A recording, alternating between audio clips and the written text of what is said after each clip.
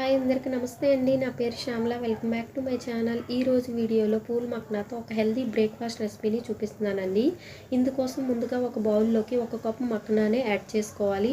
ఏ కప్తో అయితే మక్నా తీసుకున్నామో అదే కప్తో అటుకులు కూడా యాడ్ చేసుకోవాలి. ఇప్పుడు అందులోనే 1 కప్పు సూజీ రవ్వ అంటారు కదా, బొంబాయి రవ్వ కూడా యాడ్ చేసుకోవాలి. ఇందులో 1 కప్పు పుల్లటి పెరుగు యాడ్ చేసుకోవాలి. ఇందులోనే కొంచెం వాటర్ వేస్తూ ఇదంతా కూడా మిక్స్ చేసుకోవాలి. వాటర్ అనేది ఒకేసారి యాడ్ చేయకండి. ఒకేసారి వేసుకోవడం వల్ల ఇది మరీ పల్చగా అయిపోవచ్చు. వాటర్ సరిపోనప్పుడు కొంచెంగా వాటర్ వేసుకుంటూ అంతా మిక్స్ చేసుకోవాలి. ఇందులో బొంబాయి రవ్వ వేసాం కదా, అందుకే వాటర్ అనేది కొంచెం ఎక్కువగా అబ్జర్వ్ చేస్తుంది. ఇదంతా కూడా బాగా మిక్స్ చేసుకొని మూత పెట్టి 15 నిమిషాల పాటు అలాగే వదిలేయండి.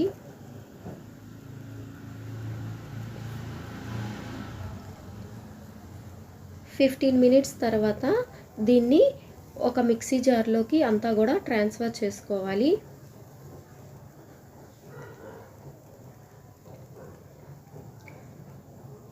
ఇప్పుడు ఇదంతా కూడా మెత్తగా అయ్యేలా గ్రైండ్ చేసుకోవాలి. మెత్తగా గ్రైండ్ చేసుకొని ఒక బౌల్లోకి వేసేసుకోవాలి. చూసారు కదా, పిండి ఇలా ఉండాలన్నమాట. బ్యాటర్ అనేది ఇలా ఉండాలి. బాగా మెత్తగా గ్రైండ్ చేసుకోవాలి. మెత్తగా గ్రైండ్ చేసుకుంటే దోశ బ్యాటర్ ఇలా రెడీ అవుతుంది. ఇప్పుడు ఇందులో రుచికి సరిపడినంత సాల్ట్ వేసుకొని అంతా మరొకసారి బాగా మిక్స్ చేసుకోవాలి.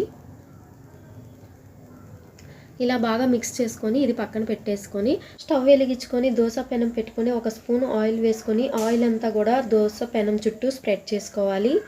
ఇప్పుడు పెనం బాగా హీట్ ఎక్కిన తర్వాత ముందుగా మనం సిద్ధం చేసుకున్న బ్యాటర్లో నుంచి పిండి తీసుకొని దోశల మాదిరిగా ఈ విధంగా వేసుకోవాలండి. అంతే. మక్నాలో చాలా హెల్త్ బెనిఫిట్స్ ఉన్నాయండి. ఇది హెల్త్కి చాలా మంచిదనమాట. అంతేకాదు వెయిట్ లాస్ అవ్వాలనుకునే వాళ్ళు, నీరసం బలహీనంగా ఉన్నవాళ్ళు ఇది తరచుగా తినడం వల్ల చాలా రిలీఫ్ ఉంటుంది. దీని ప్రాసెస్ కూడా చాలా సింపుల్ అనమాట. ఇలా దోశ వేసుకోవడం, చట్నీ చేసుకోవడం చాలా ఫాస్ట్గా అయిపోతుంది. టైం లేనప్పుడు ఇన్స్టెంట్గా ఇలా చేసుకోవచ్చు.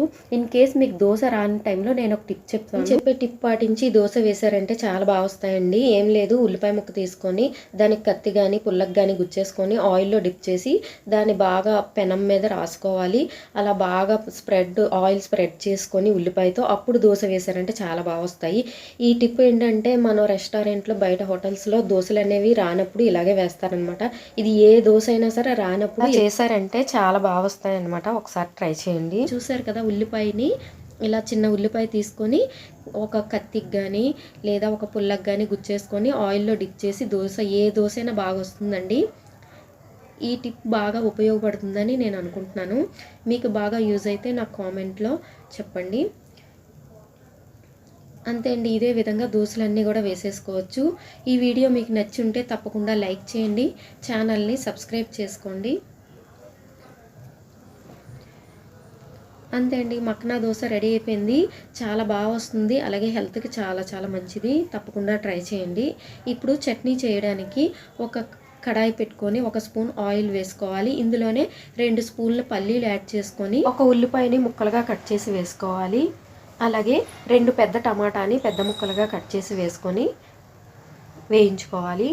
ఇందులోనే కారానికి తగినట్టు 3 పచ్చిమిర్చి, 1 ఇంచు అల్లం ముక్క కూడా వేసుకొని కొంచెం కొత్తిమీర కూడా వేసుకొని కొంచెం బాగా వేయించుకోవాలి.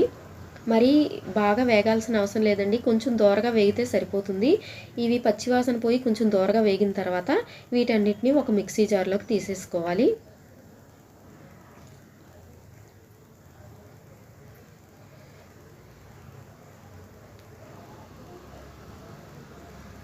ఇప్పుడు ఇందులో 1 స్పూన్ జీలకర్ర, రుచికి సరిపడినంత ఉప్పు వేసుకొని మెత్తగా గ్రైండ్ చేసుకోవాలి. ఈ చట్నీ చాలా బాగుంటుందండి. తప్పకుండా ట్రై చేయండి. చాలా సింపుల్గా చేసుకోవచ్చు. టైం లేనప్పుడు ఫాస్ట్గా అయిపోతుంది. ఇప్పుడు అదే కళాయిలో మరొక స్పూన్ ఆయిల్ వేసుకొని పోపు దినుసులు 1 స్పూను, కొంచెం కరివేపాకు, 1 ఎండుమిర్చి వేసుకొని బాగా వేయించి స్టవ్ ఆపేసుకొని మనం గ్రైండ్ చేసుకున్న చట్నీలో ఇది యాడ్ చేసుకోవాలి. అంతే అండి, healthy dosa, high protein dosa with chutney ready అయిపోయింది. వీడియో నచ్చితే తప్పకుండా లైక్ చేయండి. ఛానల్ని సబ్స్క్రైబ్ చేసుకోండి.